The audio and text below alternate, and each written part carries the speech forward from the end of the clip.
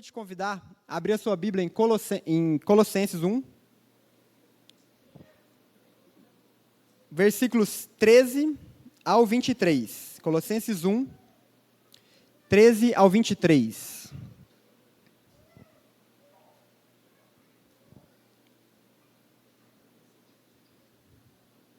Colossenses 1, 13 ao 23, diz o seguinte, a palavra do Senhor. Ele nos libertou do império das trevas e nos transportou para o reino do Filho do seu amor, no qual temos a redenção, a remissão dos pecados. Este é a imagem do Deus invisível, o primogênito de toda a criação, pois nele foram criadas todas as coisas, nos céus e sobre a terra, as visíveis e as invisíveis, sejam tronos, sejam soberanias, quer principados, quer potestades. Tudo foi criado por meio dele e para ele. Ele é antes de todas as coisas, nele tudo subsiste. Ele é a cabeça do corpo da igreja. Ele é o princípio, o primogênito de entre os mortos, para em todas as coisas ter a primazia, porque aprove a Deus que nele residisse toda a plenitude. E que, havendo feito paz pelo sangue da sua cruz, por meio dele, reconciliasse consigo mesmo todas as coisas, quer sobre a terra, quer nos céus. E a vós outros também, que outrora erais inimigos e estranhos no entendimento, pelas vossas obras malignas. Agora, porém, vos reconciliou no corpo da sua carne, mediante a sua morte, para apresentar-vos perante ele santos, inculpáveis e irrepreensíveis, se é que permaneceis na fé, alicerçados e firmes, não vos deixando afastar da esperança do evangelho que ouvistes, e que foi pregado a toda a criatura debaixo do céu, e do qual eu, Paulo, me tornei ministro. Amém. Vamos orar mais uma vez? Deus, nós sabemos, ó Pai, que o Espírito Santo do Senhor deseja nessa noite transmitir ensinamentos, uma palavra que gera vida, que gera ressurreição aos nossos corações. E o que eu te peço, ó Pai, é que o Senhor não permita que eu seja um empecilho aqui, mas que o Senhor me use como instrumento, ó Deus, e que possamos sair daqui, entendendo exatamente aquilo que o Senhor fez por nós naquela cruz. Não foi um plano B, mas foi o plano A do Senhor antes mesmo de termos sido criados, ó Pai. Nos ajuda a entender isso, ó Pai, e que nessa noite possamos ser edificados pela sua santa palavra. Em nome de Jesus. Amém. Existe um filme chamado O Pacto. E esse filme fala sobre um grupo militar norte-americano que está fazendo uma operação no Afeganistão para destruir, para tirar dali uma célula terrorista que se encontrava naquele lugar. E em meio a essa operação, em uma visita de rotina a uma base, esse grupo militar, ele é surpreendido, ele cai em um golpe ali, em algo que ele não conseguia prever. E nesse momento, e ele cai nessa cilada, os tiros começam a pegar, e eles começam ali então a morrer, esse grupo, e sobra apenas 2 militares desse grupo norte-americano. E não bastasse isso, apenas 2 terem sobrado, um deles é capturado pelo inimigo, toma um tiro, uma pancada forte na cabeça com a arma, então ele não consegue mais falar, ele não consegue mais se alimentar sozinho, não consegue mais andar, então ele é preso pelo grupo que ele estava perseguindo. E no meio dessa situação, esse homem que foi pego, chamava John Keeley, e o outro sobrevivente, Ahmed, enfrentou esse grupo e resgatou esse homem. E aí a trama se desenvolve, e eu não vou falar os detalhes para que você possa assistir depois, mas a trama se desenvolve à medida que esse homem foi resgatado, mas a missão ainda não acabou. Porque esse homem precisa ser levado para uma base amiga, mas ele está num território inimigo. E não consegue andar, não consegue se alimentar, não consegue salvar a si mesmo.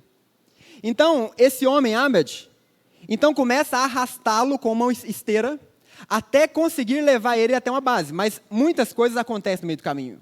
Fome, calor intenso, frio intenso e um grupo inimigo que domina aquele território e que está atrás deles para poder matá-los.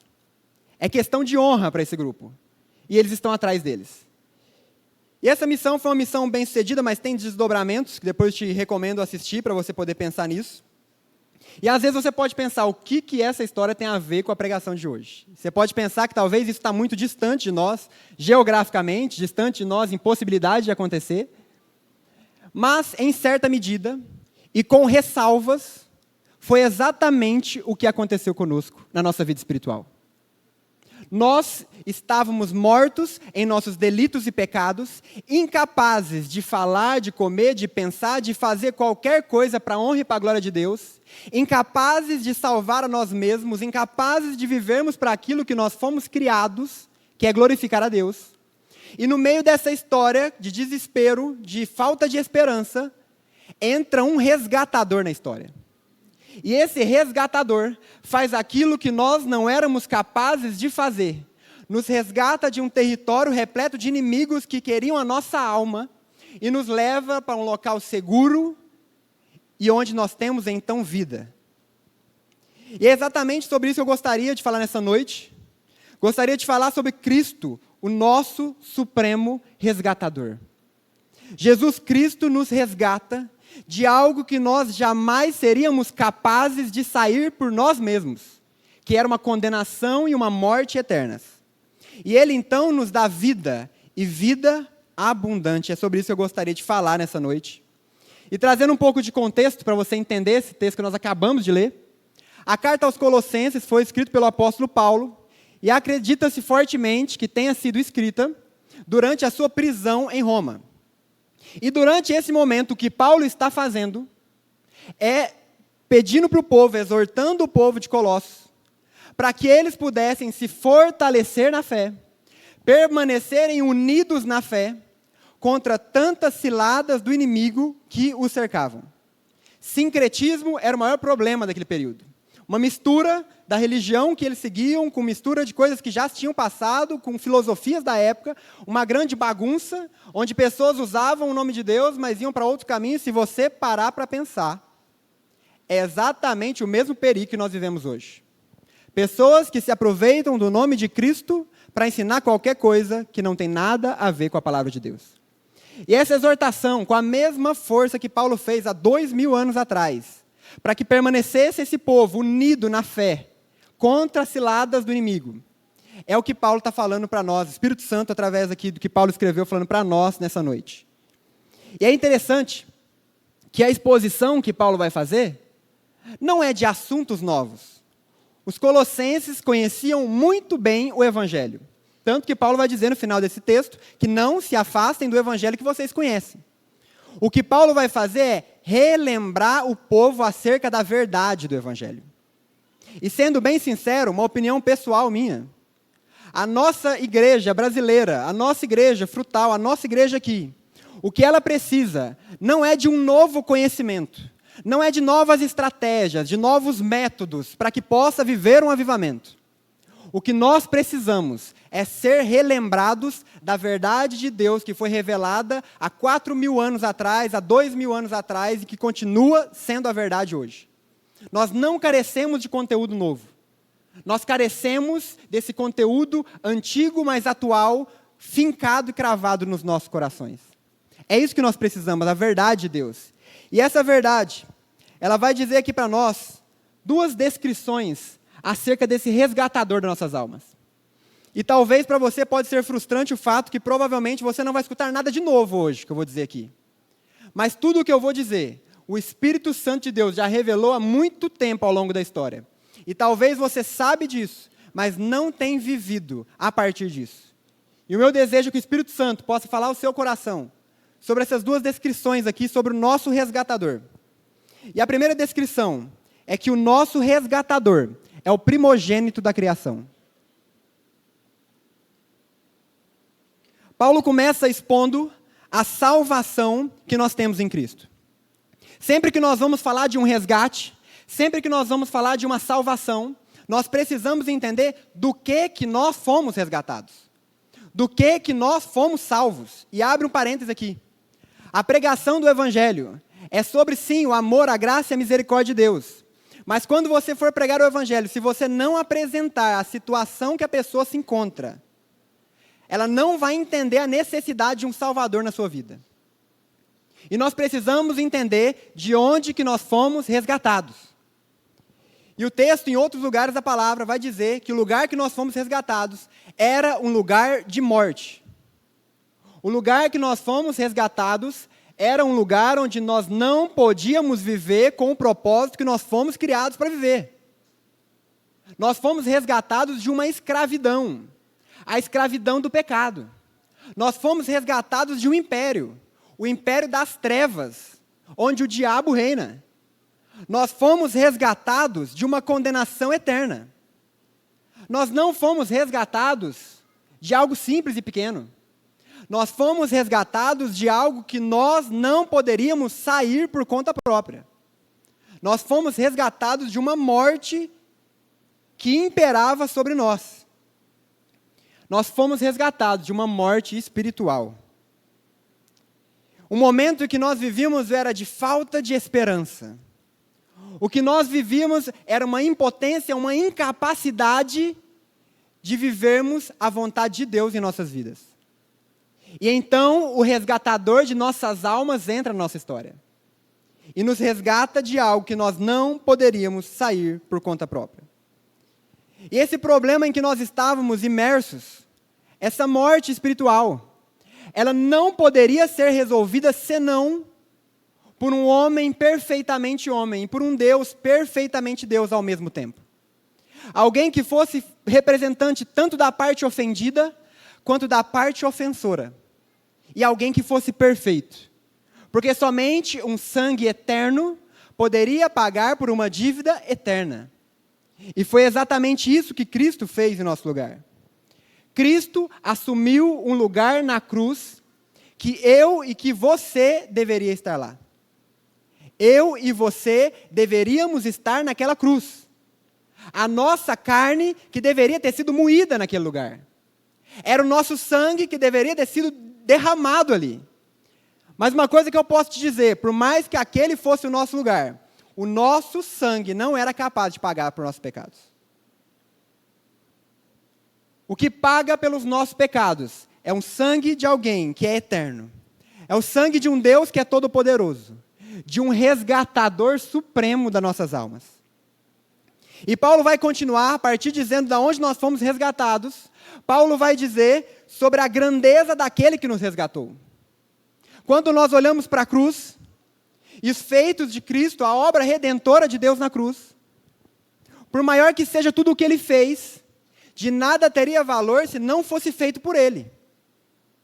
Então todo o fundamento da reconciliação e da redenção que Cristo fez no nosso lugar, entre nós e Deus, a paz que Ele estabeleceu entre nós e o Pai, ela somente foi possível porque ela está fundamentada na supremacia de Cristo.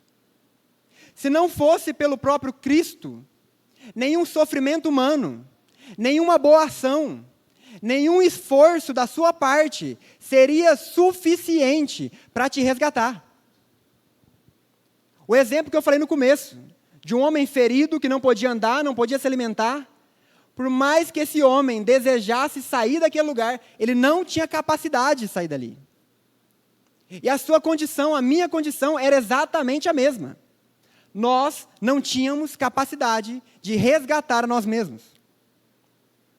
Nós precisamos então entender que essa redenção, esse sacrifício, esse resgate, está fundamentado em Cristo. E Cristo é o fundamento das nossas vidas. Ele tudo criou. Tudo foi feito a partir dele e para ele. Tudo se resume em Cristo. Toda a história da humanidade, toda a história antes de nós, depois de nós, a que nós vivemos, tudo se resume a Cristo. Jesus é o ápice da revelação de Deus. Jesus é o próprio Deus invisível que se tornou visível e veio ao nosso encontro. Por mais que antes da vinda de Cristo, o povo podia conhecer a Deus através da revelação da palavra, através de eventos sobrenaturais que Deus fazia com frequência e ainda faz. Por mais que o povo pudesse conhecer a Deus de formas que o próprio Deus revelou, na história humana, jamais o próprio Deus havia se revelado para a sua criação através de uma forma humana visível às pessoas. A vinda de Cristo é algo extremamente belo. Porque é o Criador do universo que foi traído por nós e que decidiu entrar no caos que nós vivemos e pagar um alto preço por vidas que não valiam nada. A história da redenção é sobre um Deus que se revelou a um povo que o traiu. A história da redenção é sobre um Deus que não volta atrás na sua palavra, mas que cumpre os seus planos e vai até o final com cada um deles. E se Deus imolou um cordeiro antes da fundação do mundo, se Deus elegeu pessoas antes da fundação do mundo, nós, por pior que fôssemos, não seríamos capazes de impedir o agir desse Deus que se tornou visível entre nós. O primeiro Adão, ao pecar, fez com que toda a humanidade não conseguisse mais refletir desse Deus de uma maneira que fosse completa. Mas Cristo é diferente. Cristo é o segundo Adão que, ao vir ao nosso encontro, ele não vem para refletir Deus, mas ele é o próprio Deus que se revelou a nós. Completo, perfeito. Deus não deixou nada do seu ser, da sua essência, para vir ao nosso encontro. Deus continuou sendo onipresente, onipotente em todos os sentidos, e todo o seu poder continuava sobre dele, mas ele colocou tudo isso embaixo do Pai, em obediência ao Pai. Cristo, então, é a encarnação, é o ponto mais alto da revelação de Deus à humanidade. Nós fomos resgatados do império das trevas. Nós fomos resgatados por um resgatador que é perfeito, supremo, santo, e que domina todas as coisas, e que nada escapa ao seu controle. Então, no versículo 15, Paulo, então, chega no ápice dessa argumentação acerca de em quem a nossa salvação repousa. E ele vai dizer que esse Deus é o primogênito da criação. E não se deixe enganar de pensar que por ser o primogênito da criação quer dizer que ele foi o criado primeiro. Cristo não foi criado. Cristo sempre existiu. Cristo não pode ser comparado com as suas criaturas. Por mais que ele se vestiu de criatura, ele nunca deixou de ser o Criador. A palavra vai nos dizer, em João 1:3, que no princípio era o Verbo, e o Verbo estava com Deus, e o Verbo era Deus. Ele estava no princípio com Deus, todas as coisas foram feitas por intermédio dele, e sem ele, nada do que foi feito se fez. O que esse texto está dizendo para nós é que não houve um momento da história, da eternidade, em que Cristo não fosse Deus. Cristo não foi enviado pelo Pai, e depois que ele estava aqui, foi colocado sobre ele um poder para que fizesse ele diferente dos outros homens. Cristo não foi alguém que nasceu humanamente e depois colocou a parte de Deus nele.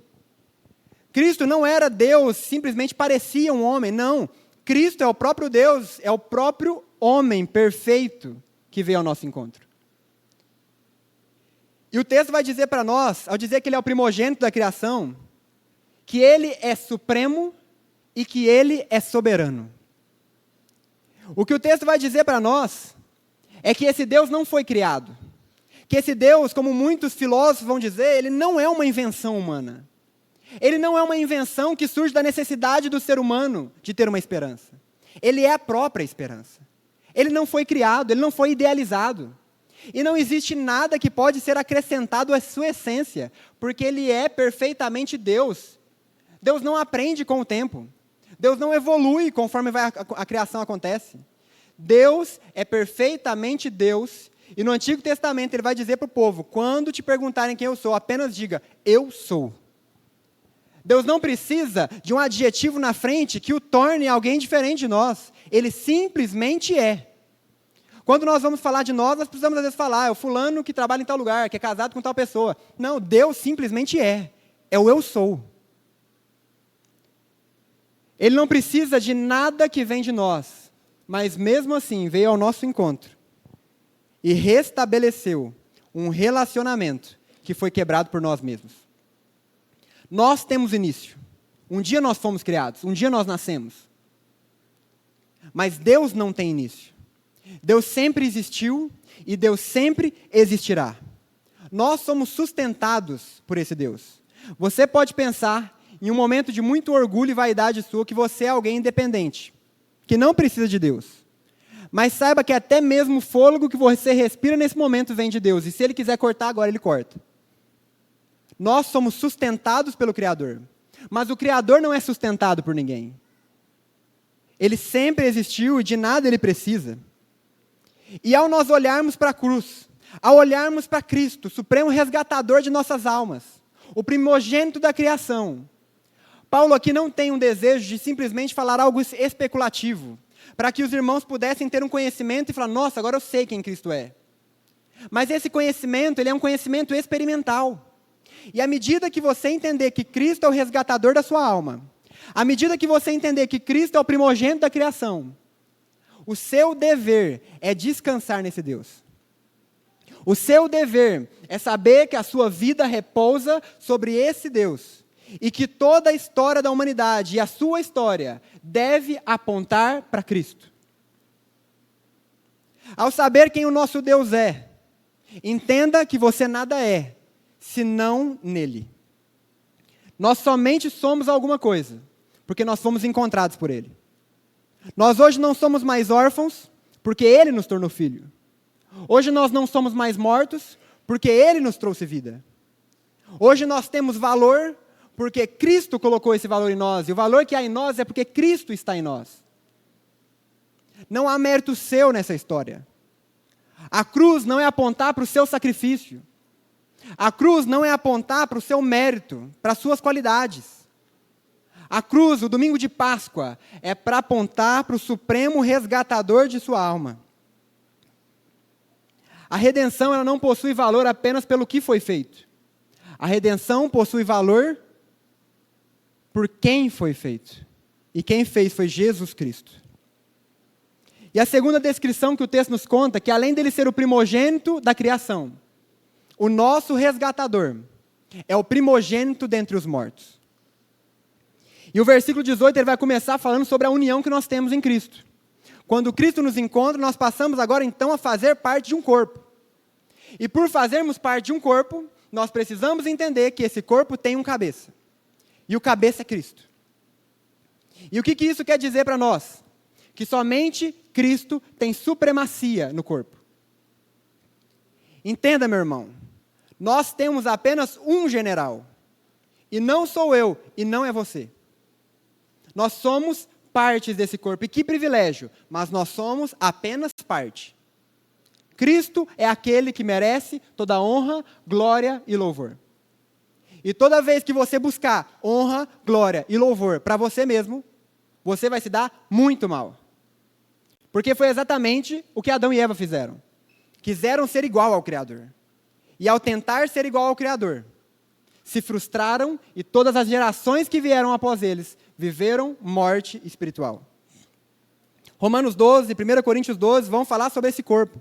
E cada um de nós tem dons que nesse corpo são somados e fazem esse corpo mais forte. Dons dados pelo próprio Deus.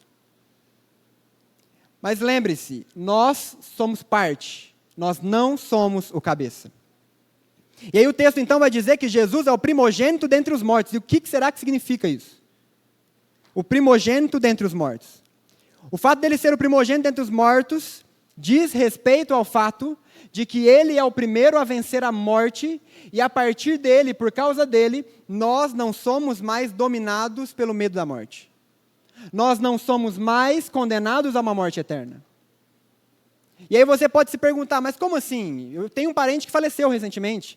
Eu tenho um pai e uma mãe que faleceu. Como assim a morte não tem mais poder sobre nós? A primeira morte nós ainda passamos. A separação do corpo e da alma nós ainda passamos. Isso é fruto do pecado. Mas a segunda morte, aquela que diz respeito a uma separação eterna de Deus, essa, nem eu, nem você, se estivermos em Cristo, passaremos por ela. A união com Cristo, o fato de nós fazermos parte desse corpo, onde Cristo é o cabeça, nos dá a segurança de que nós temos uma vida eterna e que a morte não tem mais poder sobre nós. E ao olharmos para Jesus, principalmente num domingo como o domingo que vem, que é um domingo de Páscoa, que nós relembramos, você precisa entender que Jesus é diferente de qualquer outro ser humano que passou pela Terra. Já existiu ao longo da história grandes líderes com grandes ideais que movimentaram grandes multidões. Nós temos o exemplo de Martin Luther King, Mahatma Gandhi, Nelson Mandela, grandes homens, grandes ideais que lutaram por grandes coisas. Mas todos esses homens hoje estão mortos. O nosso Deus vive. Cristo não morreu para deixar meros ideais para nós. Cristo morreu e ressuscitou para nos dar vida. E nenhum desses grandes homens e mulheres da história são capazes de te dar vida. Cristo não morreu para amenizar algum sofrimento seu. Cristo morreu para te livrar de uma condenação eterna. Cristo morreu para que toda a sua criação seja redimida. Cristo não lutou por ideais para melhorar temporariamente as nossas vidas. Cristo morreu para que nós pudéssemos ter vida eterna. E é isso que nós precisamos lembrar em um domingo de Páscoa que se aproxima. E ao longo de toda a nossa vida. E o versículo 19 vai dizer que em Cristo reside toda a plenitude de Deus. Como eu disse inicialmente, não era uma parte de Deus que estava aqui.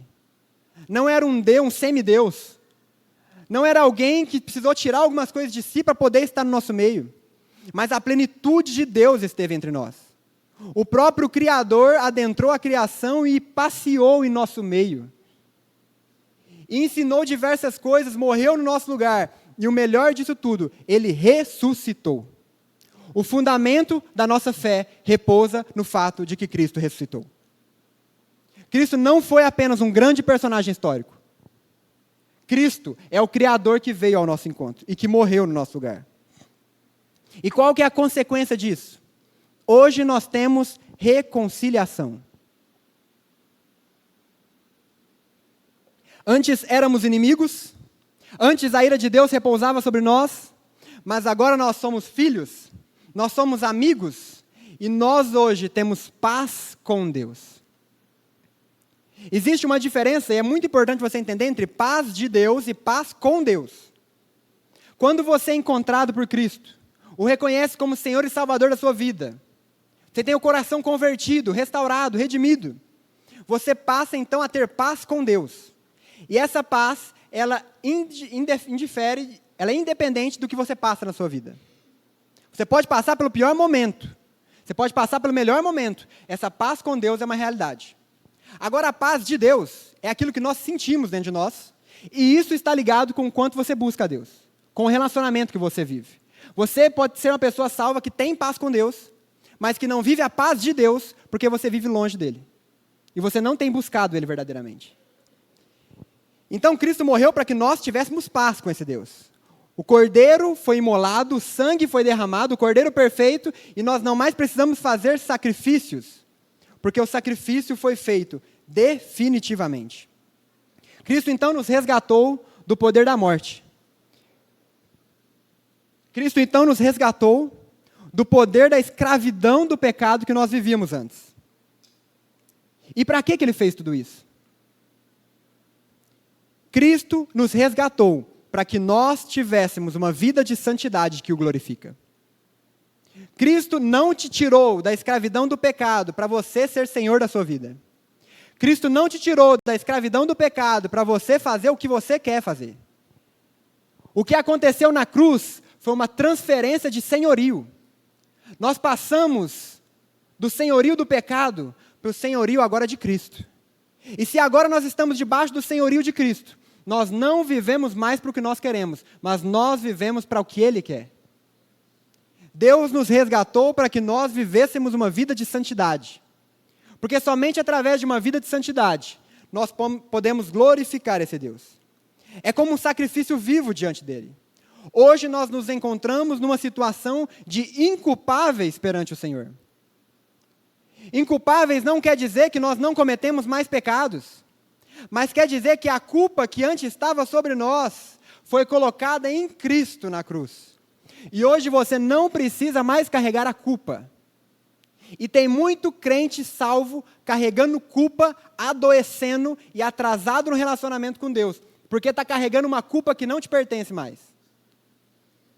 Tem muita gente doente emocionalmente, espiritualmente, porque está tentando carregar uma culpa que não te pertence. Uma coisa eu quero te dizer nessa noite: coloque todo o peso de culpa diante da cruz de Cristo. Arrependa-se dos seus pecados e tenha fé de que quem carrega a nossa culpa é Cristo. Nós não mais hoje somos esmagados por esse sentimento. Hoje nós nos encontramos na posição de inculpáveis, justos. não porque são perfeitos em suas ações, mas porque o Pai declarou que somos justos e inculpáveis diante do tribunal eterno. E agora então você não tem mais motivo para ter medo da morte. Você não tem mais motivo para carregar culpa. Você não tem mais motivo para viver para os sentimentos, para as ações que antes te escravizavam. E aqueles que Cristo salva não são como os porcos que voltam para a própria lama, mas são aqueles que passam a ter nojo da lama e se achegam diante daquele que pode tirar essa lama de nós. Deus nos resgatou para vivermos em santidade. Hoje nós somos inculpáveis, irrepreensíveis.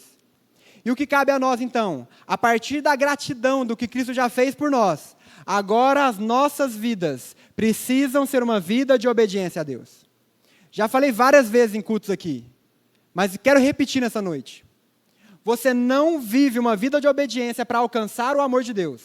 Você vive uma vida de gratidão e obediência porque esse amor te alcançou. E se você entender que Deus deseja de você aquilo que eu preguei na quarta-feira passada, que a sua vida de obediência seja uma consequência do seu amor por Ele, as coisas passaram a mudar. Porque você vai começar a olhar para o pecado e ter nojo do pecado. Porque pecar é desagradar ao próprio Deus. Porque pecar é agredir a santidade do Deus que te resgatou. Porque pecar é agredir a pessoa que mais te ama no universo, aquele que te criou, que te resgatou e que te sustenta. E se essa chave virar na sua cabeça, de você entender que a obediência é por amor a Ele, a sua obediência não será simplesmente em aspectos morais, mas será uma vida de sacrifício vivo a Ele. E o texto vai terminar nos dizendo que essa verdade se aplica àqueles que irão perseverar até o final. Aqueles que perseveram até o final é os que irão desfrutar disso tudo.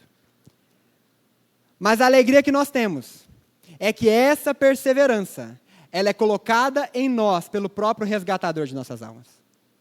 Quando Cristo nos tirou do império das trevas, dominado pelos inimigos, Ele começa então a nos arrastar e nos levar para o lugar de vida, e a perseverança está nele mesmo que é operada em nós. Cristo não nos tira da lama e fala, se vira para se limpar agora. Cristo nos tira da lama e fala, eu estou aqui para te limpar, para te purificar, para te santificar. Eu sou Senhor da sua vida. A Páscoa é um lembrete para os nossos corações de quem Cristo é. A Páscoa é um lembrete para os nossos corações do que Cristo fez no nosso lugar. Entenda, é somente através da fé de que Cristo ressuscitou que nós podemos ter salvação. Não há outro lugar que nós podemos nos refugiar. Não há outro lugar que nos ofereça salvação. A salvação, ela vem unicamente de Cristo. E Cristo deseja ser o Senhor da sua vida. Cristo deseja ser o único Deus da sua vida. E para isso, a oração que o seu coração precisa ter é de que Cristo quebre todos os ídolos que precisar ser quebrado aí. Porque o lugar de soberania, de supremacia no seu coração é do resgatador da sua alma e de nada mais. Concluindo, como no filme que eu falei ao início, o Pacto, nós estávamos numa condição de morte e de incapacidade. Mas um resgatador entrou na nossa história. Esse resgatador nos levou para um caminho diferente do que esse daqui da história que eu contei disse. No começo eu falei sobre alguém que foi resgatado, mas resgatado de uma morte física. A morte que você foi resgatada é uma morte eterna. A morte que você foi resgatado era uma morte não temporária, mas para toda a eternidade. Sendo assim, após ter a sua alma essa noite relembrada, e eu acredito que se você está há muito tempo na igreja, isso aqui para você não foi novidade.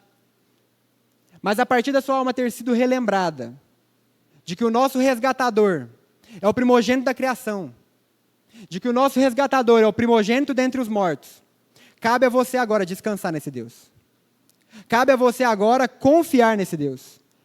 Viver uma vida de santidade, porque Ele é digno disso. Porque Ele é digno de toda a honra e toda a glória.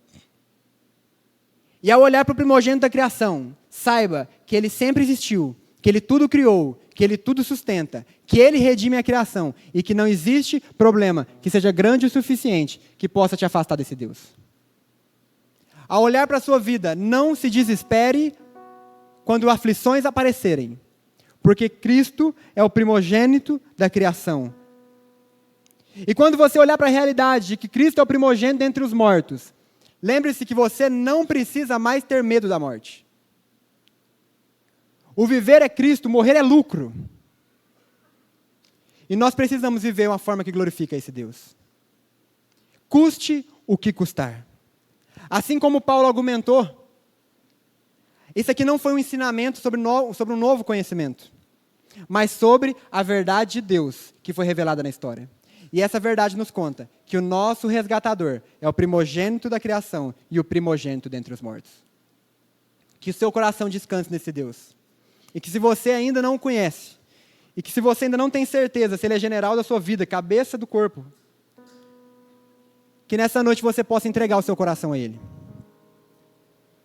Que você possa reconhecê-lo como o único Senhor e Salvador da sua vida. Isso aqui não é para você aderir a mais uma filosofia de vida, a mais uma coisa que vai fazer bem para a sociedade. Isso aqui é para você reconhecer que somente existe vida nessa palavra, que somente existe vida em Cristo, e que o seu coração seja inteiramente dele. Deus, nós agradecemos ao Senhor, ó Pai,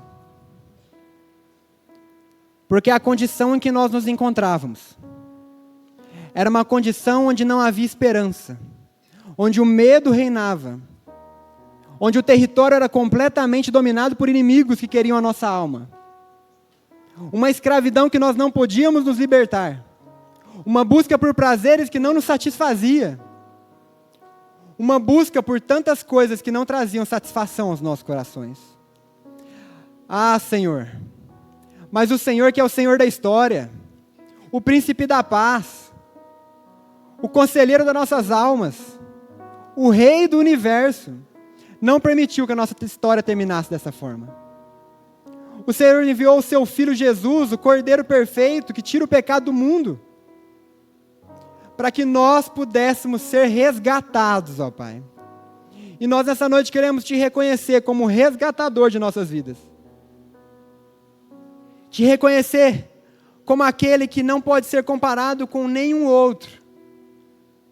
Como o único Deus verdadeiro. Como aquele que nos amou e nos amou até a morte. E nós agradecemos ao Senhor, porque mesmo que a gente seja uma noiva que tantas vezes te trai com amantes, o Senhor, o noivo perfeito, não desiste de nós. E por ter pagado o preço por nós, o Senhor nos garante que no último dia, nós estaremos com as vestes limpas, preparados para o grande casamento. Ah, meu Pai, não nos deixa acostumar com a realidade da redenção.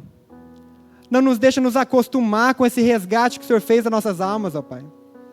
Mas que nós tenhamos corações gratos, que manifestam gratidão através de obediência, porque a Sua palavra diz que amar ao Senhor é guardar os Seus mandamentos.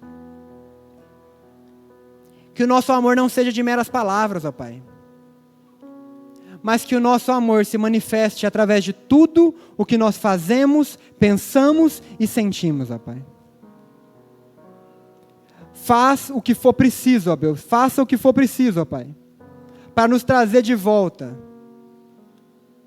do lugar que nós nunca deveríamos ter saído, ó Pai. Que nessa noite aqui, o Senhor encontre corações que conhecem da Sua verdade, que experimentaram grandes coisas com o Senhor, mas que hoje têm vivido como ateus práticos, nas suas práticas. Encontra esses corações, ó Pai. Restaura o primeiro amor. Que toda a culpa seja retirada nessa noite. Que tudo aquilo que impede o nosso relacionamento contigo, ó Deus, que possa ser tirado de nossas vidas. E que ao olharmos para Ti, ó Pai, nós possamos usufruir do jugo que é suave e que é leve. Meu Deus, que nessa noite, o Senhor possa resgatar pessoas que não sabiam que precisavam de um resgate. mas que a partir do Seu Espírito Santo puderam entender que se o Senhor não nos resgatar, nós estamos mortos na eternidade. Meu Pai, relembra nossas almas de que nós fomos criados com o propósito de Te glorificar. E se nós não vivermos para isso, nós estamos perdendo tempo. Tira os nossos olhos dessa terra, Pai. Tira os nossos olhos de tudo que é passageiro, de prazeres que passam. E que os nossos corações possam experimentar da plena satisfação que há no Senhor. É isso que nós te pedimos, no nome de Jesus. Amém.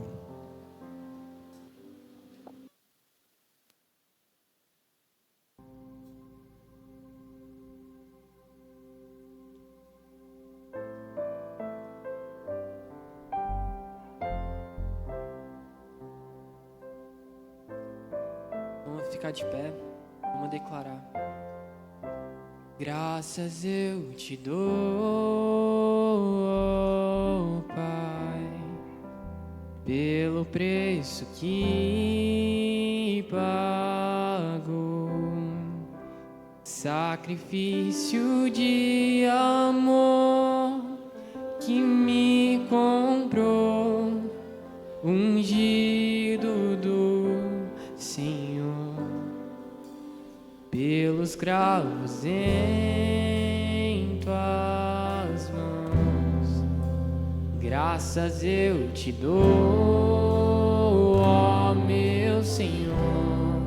Lavou minha mente e coração, me deu perdão, restaurou minha comunhão. Digno é o Senhor, sobre o trono está, soberano Criador, vou sempre te adorar. Elevo minhas mãos ao Cristo que venceu, Cordeiro de Deus morreu por mim,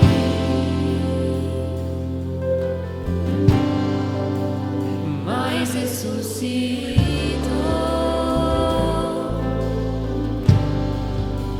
pelos cravos em tuas mãos. Graças eu te dou, ó meu Senhor. Lavou minha mente e coração, me deu perdão, restaurou minha comunhão. Digno é o Senhor, sobre o trono está, o soberano Criador, vou sempre te adorar. Elevo minhas mãos ao Cristo que venceu, Cordeiro de Deus morreu por mim, mas ressuscitou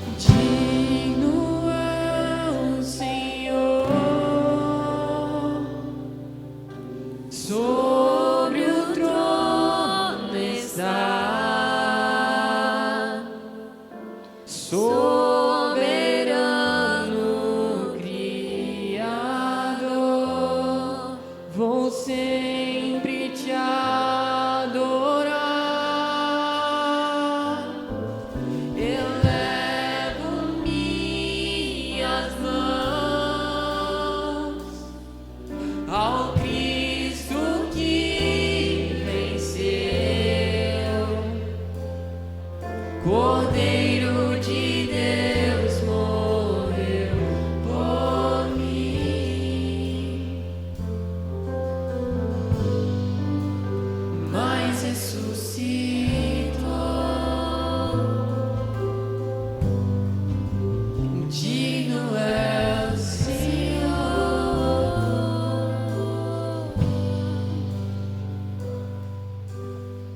Pai, nós queremos nessa noite declarar ao Senhor que somente Tu és digno de toda honra, de toda glória e de todo louvor. Que nessa semana, ó Deus, a semana em que nós temos um feriado onde lembramos acerca daquilo que o Senhor fez, que para o Seu povo santo não seja uma folga para comer chocolate, ó Pai, mas que sejam dias onde nós possamos ser reavivados para a Sua honra e para a Sua glória. Amém. Meu Pai, retira dos nossos corações a mornidão espiritual. Retira dos nossos corações, ó Deus, tanta coisa que nós fazemos que Deus, o Senhor nunca pediu para nós fazermos, ó Pai. Ah, meu Pai, remove o fardo que muitos têm carregado e que coloque sobre nós o Seu fardo, Deus, o Seu jugo que é suave e leve, ó Pai. Que nós possamos, ó Deus, engrandecer ao Senhor, porque o Cordeiro Santo do Senhor foi imolado, morto na cruz, sacrificado, para que nós pudéssemos ter paz com o Senhor. Que entre esse tempo em que nós vivemos, entre a primeira ressurreição, que é espiritual, e a segunda ressurreição, que envolverá todo o nosso corpo, que a gente não viva, ó Deus, por conveniência, que a gente não viva, ó Pai, pelo que a sociedade diz que nós devemos viver, mas que as nossas vidas sejam inteiramente gastas diante do Senhor. Meu Pai, traz aos nossos corações que não há nada mais prazeroso do que gastar as nossas vidas diante do Senhor. É isso que nós pedimos como povo santo do Senhor, que nós não sejamos um povo que guarda essa verdade maravilhosa somente para nós, mas gera, ó Deus, uma santa inquietação nos nossos corações, para que durante essa semana nós possamos compartilhar da mensagem que salva, e essa mensagem é Cristo. É isso que nós te pedimos, ó Deus, no nome de Jesus, amém.